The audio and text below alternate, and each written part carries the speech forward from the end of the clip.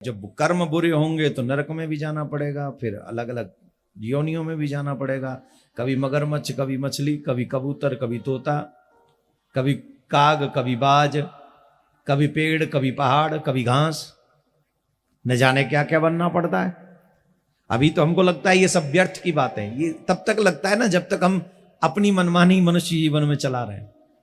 लेकिन जब भगवान का संविधान हम पर लागू होता है तो फिर झेलना ही पड़ता है, कोई सेकंड ऑप्शन नहीं होता है, कोई ऑप्शन नहीं। जैसे चोर जब तक मानता नहीं है पुलिस की बात को, जब तक पुलिस के हत्थे न चढ़ जाए तब तक वो अपने आप को मास्टर समझता है। अरे मेरा क्या बिगाड़ेगी पुलिस, मुझे पकड़ नहीं सकती। क्या वो क्या कहता है वो,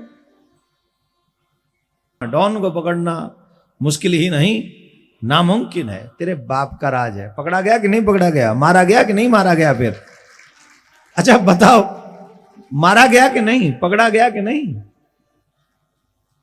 हर चोर यही समझता है कि मुझे कोई पकड़ नहीं सकता।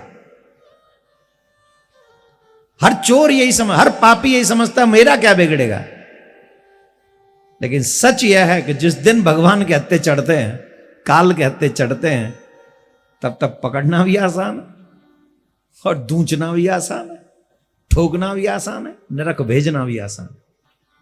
जब भगवान के दूत, यमराज के दूत जब नरक ले जाते, किसी के कोई बात नहीं बनती, फिर वहां चलो सीधे गोविंदाय नमो नमः, गेट लॉस्ट, गए काम से। अगर चाहते हो कि तुम्हारे बच्चों को नरक न जाना पड़े, अगर तुम चाहते हो तुम्हारे बच्चों को दुखी न होना पड़े, अगर तुम चाहते हो कि तुम्हारा बुढ़ापा खराब ना हो, अगर तुम चाहते हो तुम्हारे पितृ तुम पर क्रोध न करें, तो सबसे पहला काम अपने बच्चों को सनातनी बनाओ, धर्मात्मा बनाओ, धर्मपरायण बनाओ। जब धर्मपरायण बन जाएंगे तो बच जाओगे इन मुसीबतों से।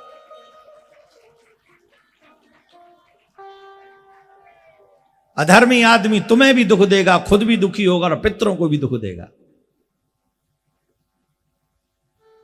इसलिए बच्चों को बचपन से धर्म का पाठ पढ़ाओ। कब से? बचपन से। यहां छोटे छोटे बच्चे आ रहे हैं। मैंने कितने लोगों के मुख से सुना है कि आपकी कथा सुनकर हमने मांस खाना, मछली खाना सब छोड़ दिया। कितने लोगों ने अपने मुंह से कहा, हमने कोई पुश नहीं किया कि बोलो बोलो बोलो, हम किसको बोलेंगे, कथा करने आते हैं, कथा करके चले जाते हैं, भैया हमारा क्या है। और यहां पर भी जो लोग बैठे हैं उनमें से भी 2-4 लोग तो सुधरे ही होंगे कथा सुन के। सुधरा है कोई? देखो माता जी हाथ उठा रही हैं 2-4।